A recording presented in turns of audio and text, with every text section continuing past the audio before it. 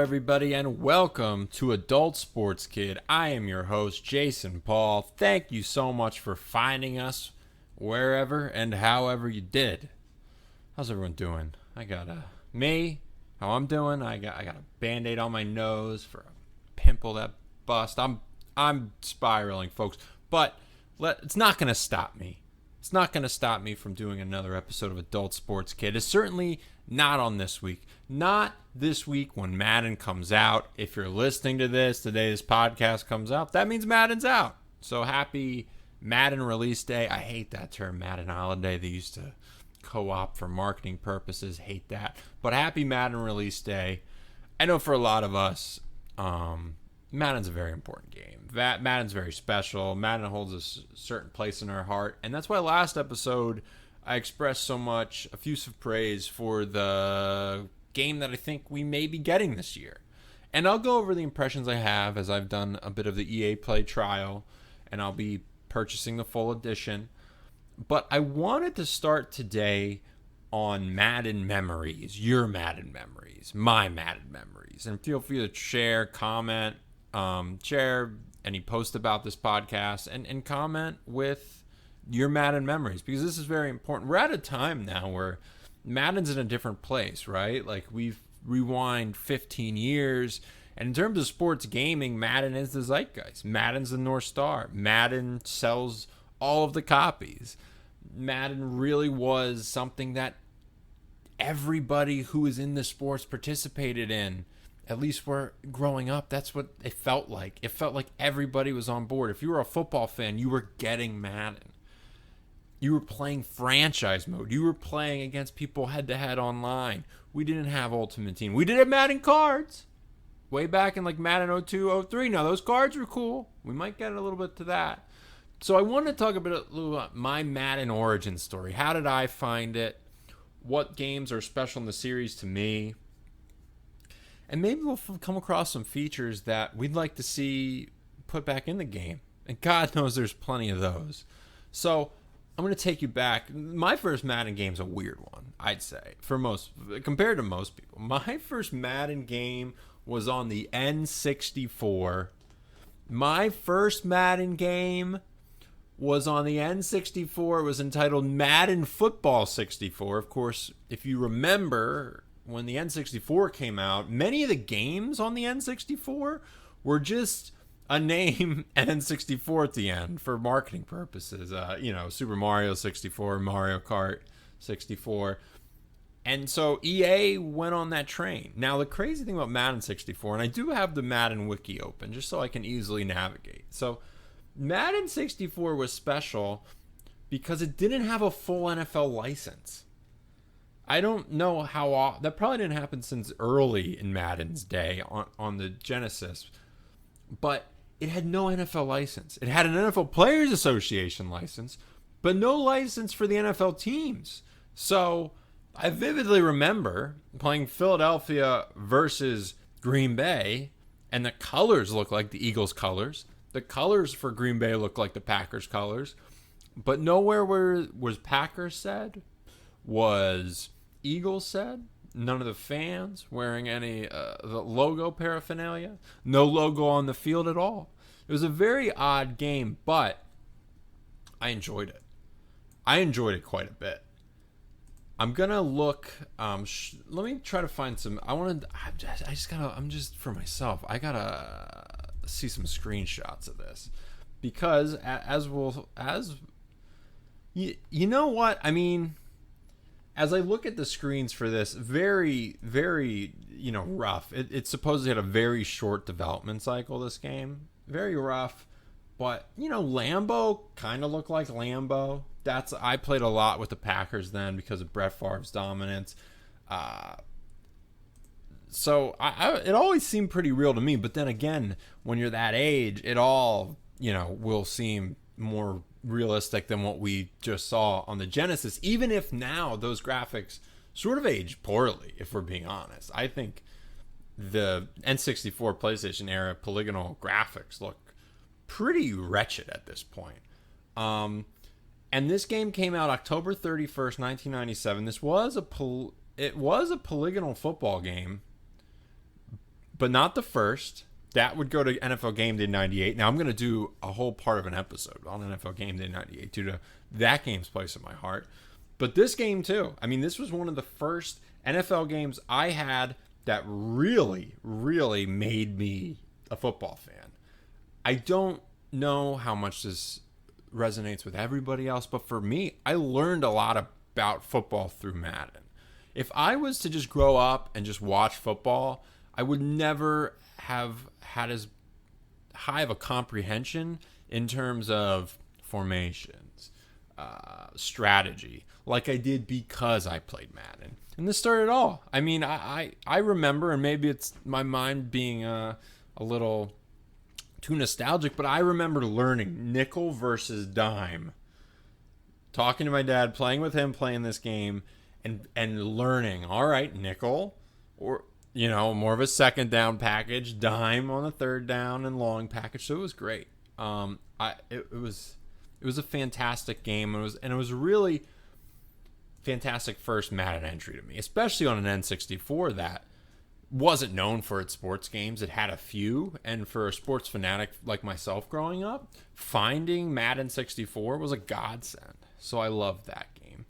I kept playing Madden. The next year, Madden 99, I got Madden 99 for PlayStation. By then, it was clear to me, even then, in the year, 98, 99, I was like, all right, the PlayStation's where I want more sports games.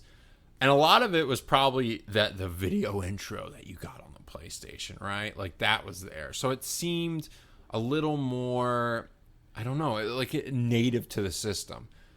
Even though some sports games in that era on the N64, I think had better graphics. Namely, one that comes to mind is NHL 99. I think looked really sharp on the N64 and didn't look as great on the PlayStation. But generally, I moved to sports gaming on the PlayStation. That was even more accentuated when DualShock controller came out, and then when we get to PS2.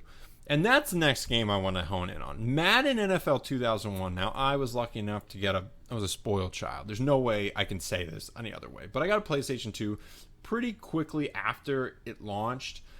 And it is amazing how good Madden 2001 was immediately. And I don't know how to stress that enough. It was the engine that was first released in the Madden 01. Madden 01 played a lot like Madden 2005 or 2004, which are, regarded as the best of the best Maddens, right? Like the ones we're super nostalgic over. But it's amazing how much that engine sort of just worked from the jump. Like Madden 2001 was a great game to play. Now, we didn't have as many features around franchise mode in Madden 2001, and I'm going to click on this in the Wikipedia right now just to see.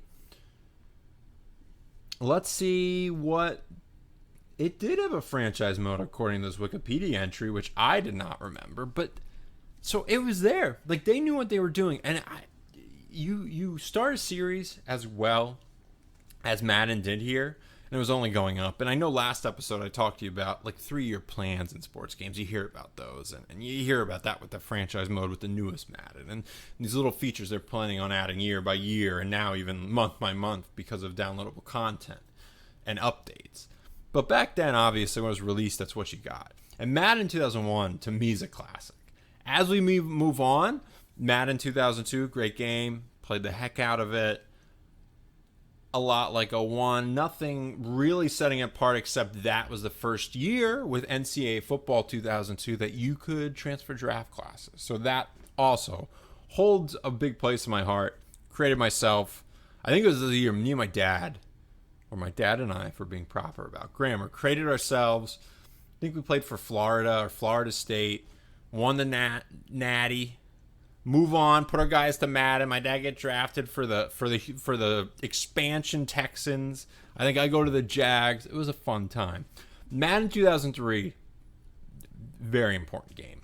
That was the first Madden I ever played online against people, and that was sort of a revelation. I don't know if you're not old enough to have experienced both ends of the gaming spectrum, where it was like pre-console games being online to after console games being online.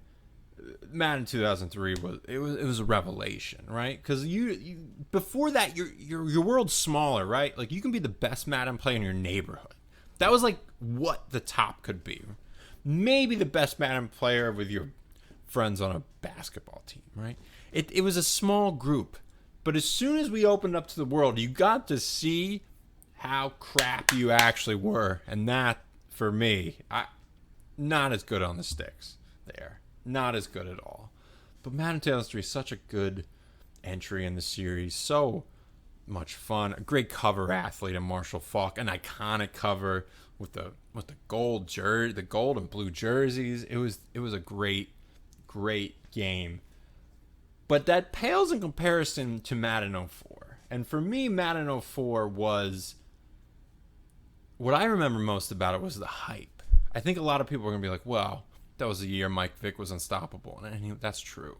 But for me, it was the first year I was so ready for it because of owner mode. Hearing about that. For a franchise head like myself, at that age... I think I was, in 8th grade going into. There's nothing that game was made for me. It was made for me.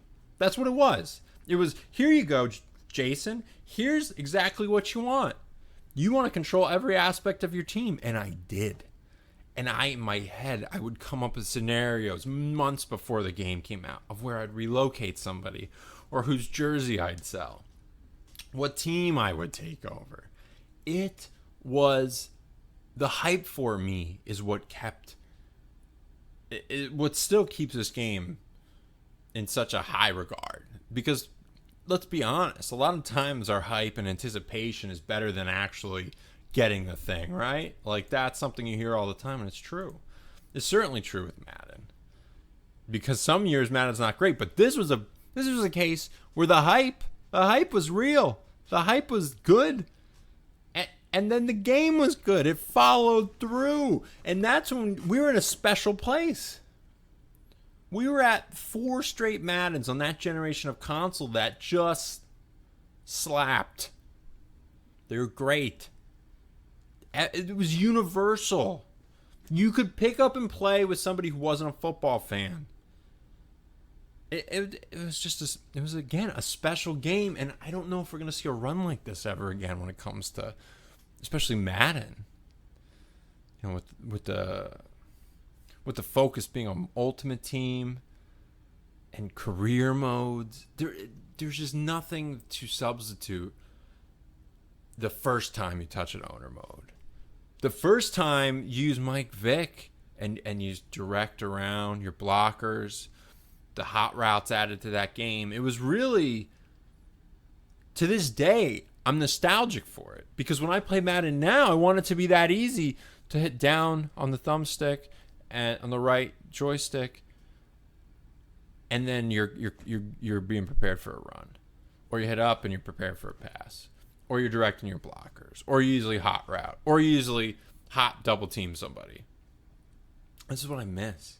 This is what I'm still nostalgic for. It's why people go back and play these games. It's why people like me just say, hey, do me a favor, developers. Can you just sit down and play Madden 04? Just play it.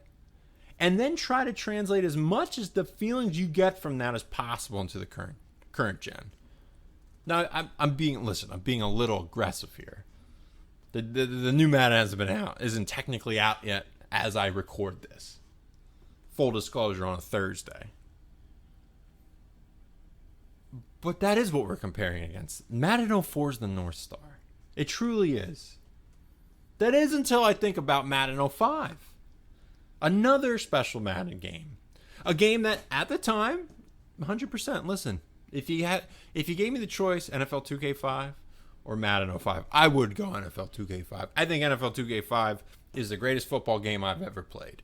But NFL 2K5's franchise mode was not as excellent as Madden 2005's franchise mode. And Madden 2005... emphasis on defense really was not seen before in a football game, a simulation football game, where it's like, hey, we need to, one, give the cover to a defensive player.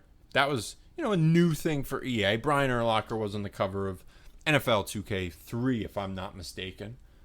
But in Madden 2005, it was like Ray Lewis on the cover, a cheaper price point because of NFL 2K5's aggressive pricing strategy, and the introduction of the hit stick. something that's still in the game today, something that's second nature to most people who play football video games, is flicking that stick and trying to get the biggest hit you can. Sorry for popping the mic there. I did it for emphasis. You could create a fan in that game. Isn't that crazy? That's when it went a little too... Even I didn't create a fan. I was like, I don't need to create a fan. The fans are there. That's cool. I don't need to create the fan. And then as we keep going, Madden 06. Another, to me, the last Holy Grail Madden.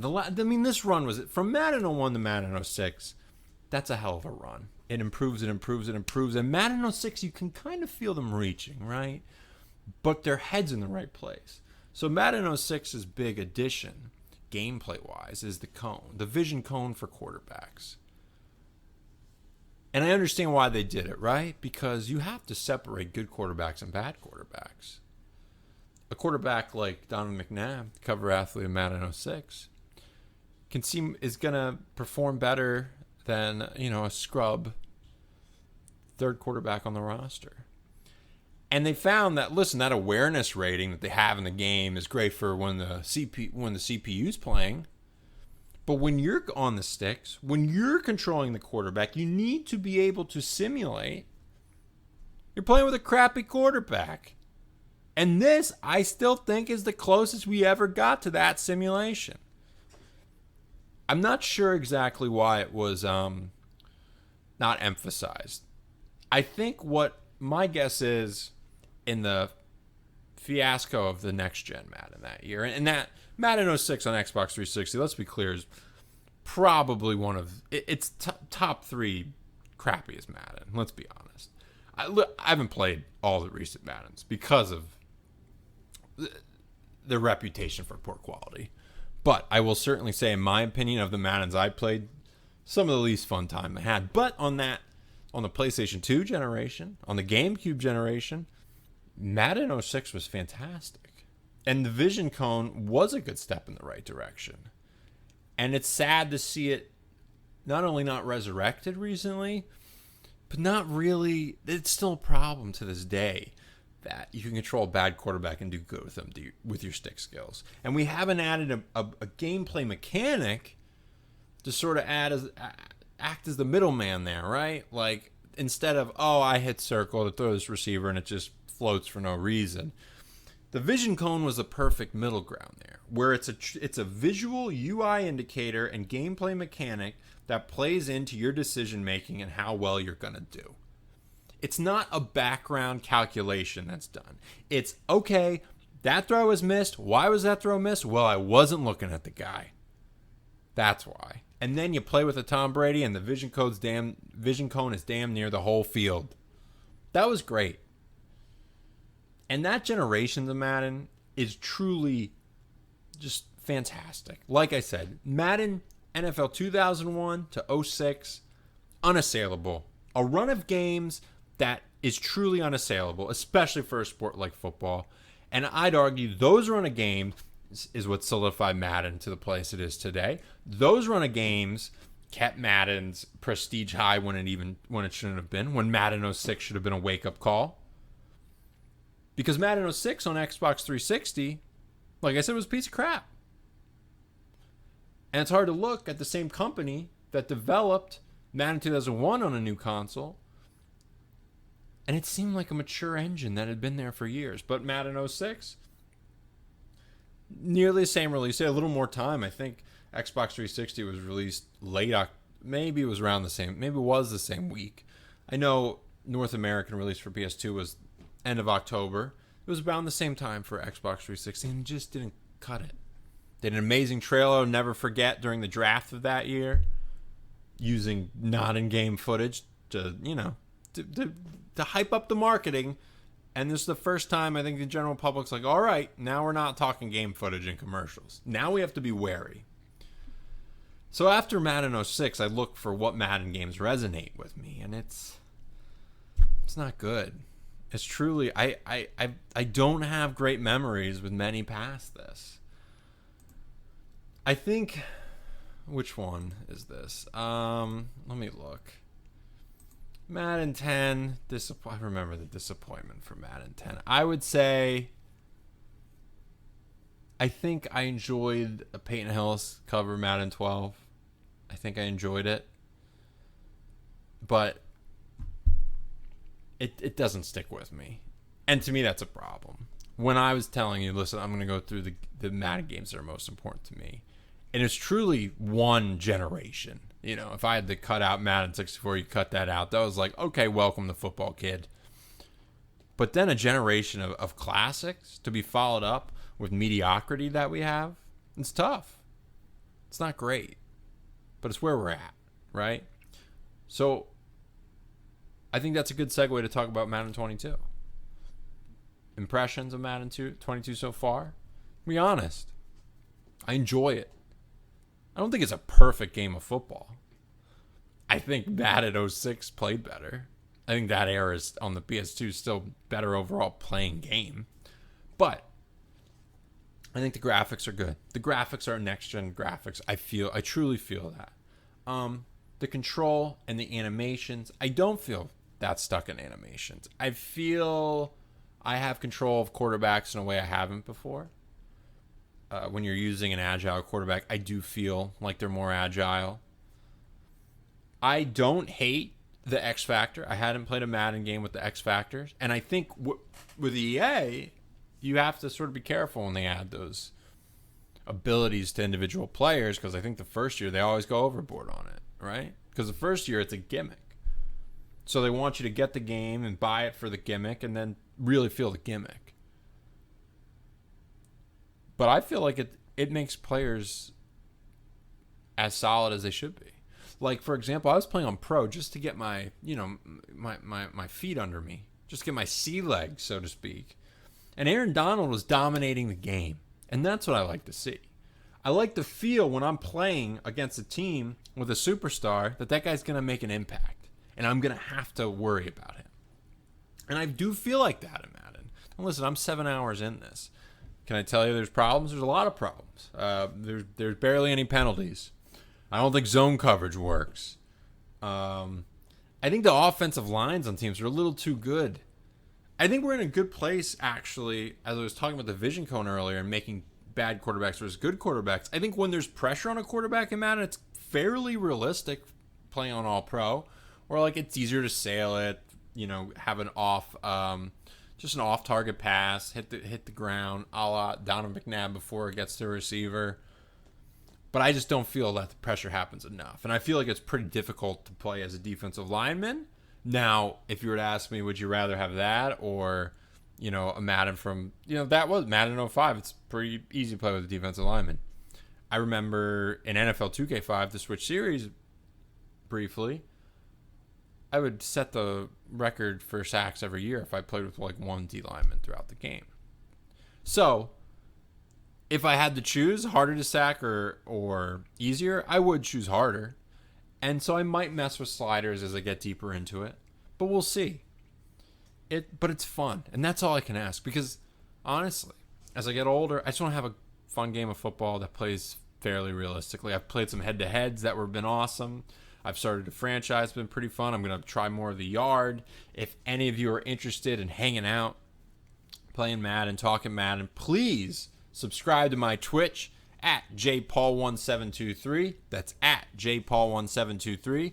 I should be Twitch streaming this weekend, some Madden franchise, maybe the yard, maybe a little head-to-head, maybe a little bit of everything. So I'm looking forward to diving in more. Is it worth the $70? I don't know. Am I just chasing nostalgia? I'm not sure yet. Maybe I'm a fool for buying in. But like I said last week, I truly appreciate they seem to have a vision for franchise mode. My early impressions of the coaching points is like, I wish you couldn't buy them with the pre-order bonus, but I get it. Listen, we're in 2021. It's part of the game is pre-ordering a game and getting something for it. I don't know if I'll add those into my particular franchise mode, but I'm enjoying it so far. I love that coordinators are back. I love that what you do in the field can affect how good a coordinator can be. And I can't wait to get to an offseason and see how the coaching carousel plays out. I'm also, warming up to the XP that you can add to your players. Is it, if I was designing a game from the ground up, is that how I'd make it? No. But it's okay that Madden did it this way.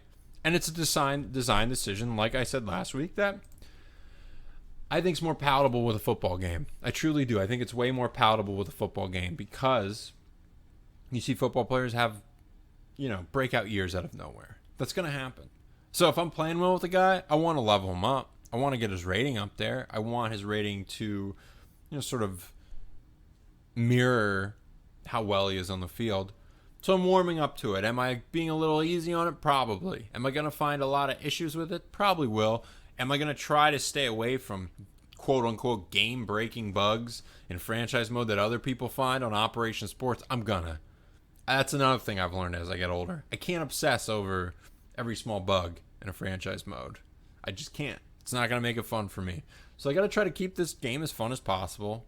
Sounds a little sad when I put it that way, but I'm just happy that Madden seems to play good this year, that it looks good, and then we can have fun with it again. Because if we, foster some sort of cool community here at Adult Sports Kid, I think we could have online franchise modes, and I think that could be where the fun is really had. Because I've had fun with head-to-head games so far. So that's where I'll leave you with current Madden impressions. I will probably have a buddy or two on in the coming weeks to discuss what they like about this year's Madden, what they don't. And I don't know if I'll ever do a formal review, so to speak, but I'll update you guys as I play more. Right now, would I recommend you buy it? No, but I'd recommend you get the EA Play trial. And that's something I will pat EA on the back for. Those EA Play trials are fantastic. Give people a chance to play the game. And if they like it, they'll buy it. So I encourage everyone to sign up for EA Play. It's only $5 a month or $30 for the year. And if you do $5 for the month, it's great. You get, for PS5, it was $7 off the game's price. So you still come out ahead. So that's what I did. Again, I urge you to follow me on Twitch at jpaul1723. But right now, let's look at the news. All right, the news for this week. Let's talk about it. First story comes from Operation Sports, published by Steve Noah. The Riders Republic beta arrives on August 23rd. Register now. You can still register for Riders Republic. I can click on this register here link, and let me just double check that this isn't closed. It looks, looks good to me. So you can play from August 23rd to August 25th. I've also read that you can invite 2 friends. I encourage everybody to participate in betas like these. It's a cool one to play games that aren't released yet. And 2, you can provide valuable feedback. So anyone who's worked in the world of software development knows you need this feedback. You need to get this in front of as many users as possible. So I'm hoping Ubisoft's Riders Republic, it's a good sign. Even though they're delayed it a few months, that they're getting in people's hands this summer, and that if it releases 2 months later and in its good form, it could be a fun game. Like I said, we have Avoid and Extreme and action sports games, and this one looks like it can sort of fill a lot of voids with all the different sports you can do. So I did want to mention that you can still get on the beta, and I encourage you to. Next article comes from Sports Gamers Online. Big shout out to Sports Gamers Online. Love a lot of their website. My God, they put up great sports gaming story, and really centers on us, the sports gamer. So I encourage you to visit there daily. So this story is entitled "Exclusive Details Behind Decisions Made with NASCAR 21 Ignition." This is written by Michael Straw. When NASCAR 21 Ignition was announced last week, it brought a lot of excitement to the NASCAR gaming community. Side note, we talked about the trailer last week on the show, so go back to last week if you want to hear my thoughts on the trailer. Fans go there. I can edit for this website. It says fans go their first look. Fans got their first look, it should be, on the game running an Unreal Engine and got a lot of details regarding what they'll be able to do within it. This is, of course, where a number of questions came about, the 2 biggest being platform and a lack of series within the game. So, As we mentioned last week, not on the next-gen consoles. Not a killer for me, but I don't think it's a great look, right? Because, as I said, I think NASCAR Heat Series was a solid series, and it's really unfortunate they feel like, I guess, that they maxed out the engine. Because switching over to a new engine, you're going to have sacrifices, right? And these sacrifices are pretty big. A next-gen, truly next-gen NASCAR game would have my attention. This is starting with a hand tied behind its back because of this. And then two, it's missing both the Xfinity Series and Camping World Truck Series. To me, that's more inexcusable. It doesn't sound like you're ready if you're missing those things. The NASCAR Heat games were offered a fun career mode, although it was pretty bare bones in terms of, cut scenes and elaborate storylines. But what it was big in, you could start from the bottom, you could start from the truck series and work your way up. And that's what I enjoyed doing. And to have only one series in a NASCAR game, it looks like what it is. It looks like a first effort. So as you switch to a new engine and you're building this foundation again, I think we're looking at a couple years away from a title that's going to have feature parity with the game we just saw a year ago. And that's tough. That's tough not to have parity with a game that you released a year ago. You just don't have that. And listen, if you're a NASCAR fan, you're going to have to live with this. We're in the world of, post NFL 2K5 where most sports have one game that caters to them. So I feel for hardcore NASCAR fans, especially ones that are fans of those lower series, because it's not just a step up to NASCAR. You're racing different vehicles, especially when it comes to the truck series, right? It's not just, hey, we're missing AA baseball and MLB The Show. We're missing all different type of NASCAR series.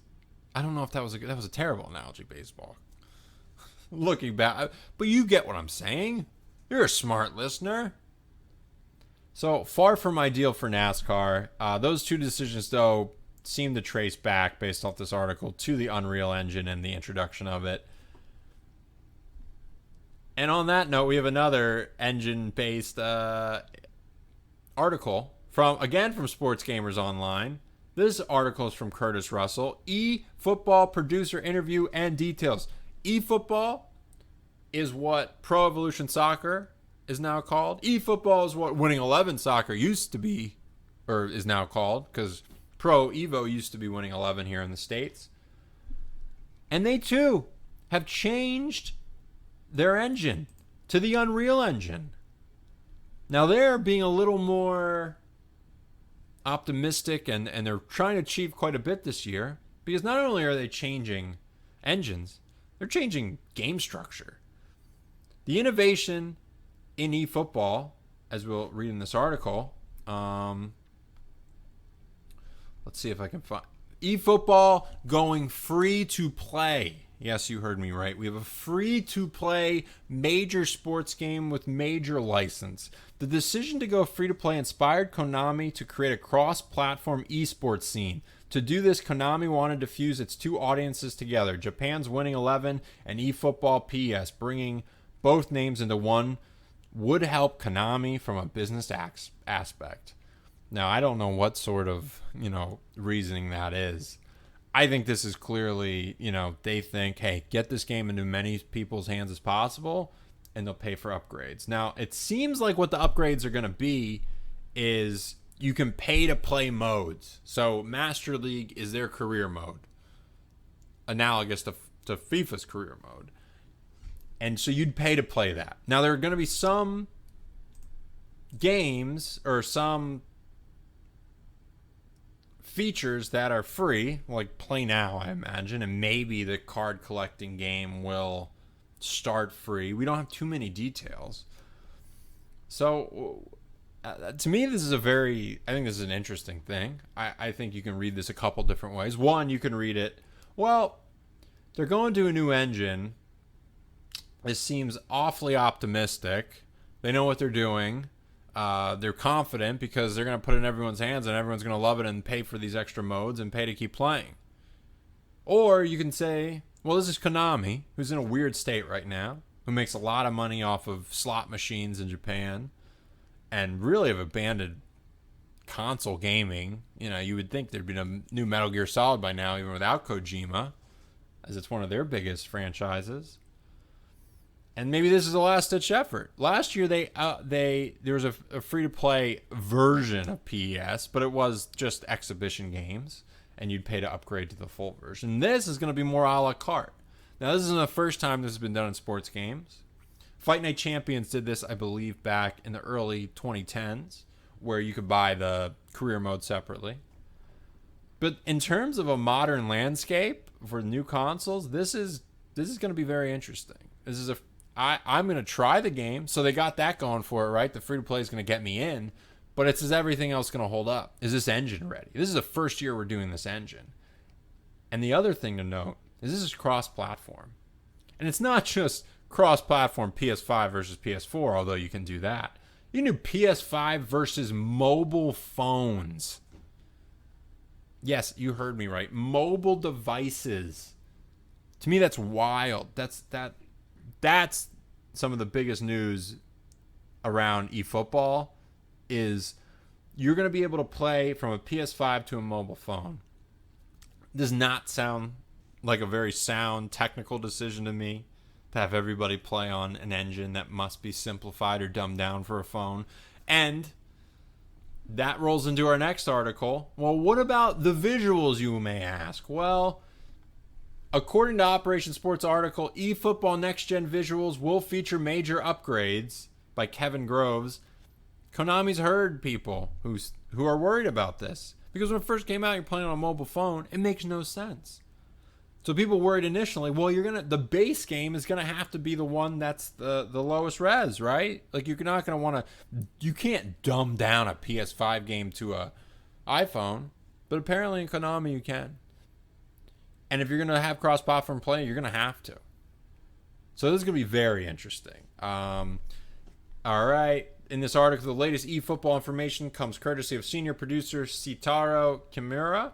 He sat down with Tech Radar's Adam Vishteka to go over all things eFootball. A lot of people disappointed in the trailer that looked quite ugly.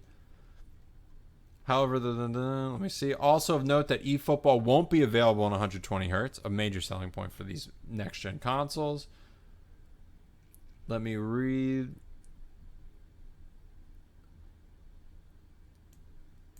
So, basically, this article is meant to, at least the comments that are referenced in this article from the senior producer at Konami, is meant to say, hey, like, we are going to have next-gen visuals. But I don't think we've as a public seen that. The trailer, people did not enjoy. Some calling it, in this article, to quote, our expectations abruptly U-turned once we set our eyes on the reveal trailer because the graphics look to be noticeably scaled down and just downright ugly. A very tough rollout for this. They're assuring us that they will have next-gen visuals. I remain skeptical due to this cross-platform play. I remain skeptical due to a new engine being built from using Unreal Engine and then giving it to a phone and a PS5. Something seems off with this. My spidey senses are tingling. But the good news with this one, free to play, right? All right, moving on to the next news item. Something about next-gen visuals, in fact, from Operation Sports, courtesy of Steve Noah. PlayStation 5 players are getting a new video quality setting in Rocket League today. That was August 18th. To do 120 frames per second. Finally, the Xbox Series X got this upgrade last December. It's one of my biggest pain points of the PS5 was seeing games like, I think Rocket League got this. Wreckfest, I think, got it before PS5. A lot. UFC 4 got increased frame rates. I really don't like not seeing those roll out at the same time as a jealous PlayStation player, but it's good to see it's happening. Rocket League, a game that's really about the frames. I'm terrible at it, to be quite frank, because of just, I don't know if it, trust me, it's not because it's not running at 120 frames per second. It's one, with me in Rocket League, it feels odd to try to hit something in a car, right? Most games you're trying to avoid objects when you're driving a car. And two, it moves quick. It's a quick moving game. There's wall scaling, there's jumps, and for an uncoordinated individual like myself, I'm not great at it, but it's a fun play, and anything to make it look prettier, I'll definitely give this a go. I think my TV can handle. I think it can handle 1080p in 120 frames per second, so maybe I'll give that a shot. But I did want to let people know that is available. Rocket League also free to play now. A big success story in gaming when it comes to that. Our final story was the NHL 22 trailer came out today, August the 19th. Big news from that, Austin Matthews is on the cover. It comes out mid-December, or mid-October, I should say, as you hear the trailer start in the background. I'm gonna try to get you all... Oops. Let me open up the pre-order page. Excuse those sounds. October 15th, the date. It is coming out on PlayStation 5 and Xbox Series X. The trailer, if you watch it, I like the trailer. It was fine. Listen, it's sport again. Madden 06 for Xbox 360 ruined sports gaming trailers. I no longer trust them. I'm going to be honest. I don't trust them anymore. But this one looks nice. Looks, from screenshots in this trailer I saw, looks next gen enough. I enjoyed NHL. The last one I played was NHL 20. Had a good time with it, especially online playing EA SHL. I don't think I'm going to run out and grab this, but listen, if it's a solid next-gen hockey experience, that's why you get EA Play, right? Play it a few months down the road. Play it maybe when it gets on sale for Black Friday. So a lot of options. It looks cool. I was a little worried it wasn't coming to PS5 or Xbox Series X because the end of the trailer didn't denote any consoles. It was also an Xbox branded trailer. I was sort of ruminating on the possibility, actually, and I wonder if this would ever become a reality, is that you have Xbox, of course, you have EA Play as part of Xbox Games Pass. Also part of Xbox Games Pass, what was the big game this past spring that used to be a Sony exclusive? MLB The Show was a part of Xbox Games Pass. I could see one day, I really could see this, NHL 22 being lumped into EA Play as part of your membership and being played on Games Pass.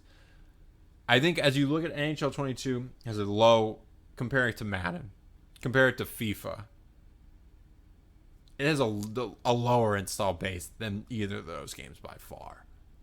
You know, I think a game like NHL 22 and hockey in general, though, can reach casuals. We saw that with NHL 94, for God's sakes. You know, that game's 25 years old now, and people still talk about it. So, I'm very interested in the new NHL. Didn't get too much info. Rumors were they were updating their engine as well, so we'll see if that happens. The biggest thing is the arrival of Superstar X Factors to mirror the abilities that Madden introduced to their players. We'll see how big of a factor that is. Like I said, I worry the first year these X Factors are launched, it's going to be gimmicky and be overpowered.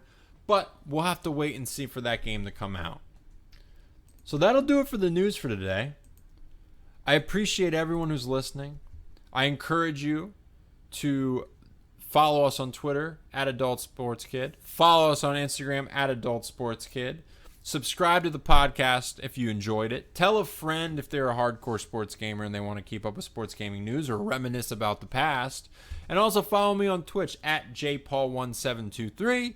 We'll be playing a lot of sports games and maybe we'll be mixing some nostalgic ones. So we'll get from the past and the present. As always, everyone, it was a great time. Have a good one.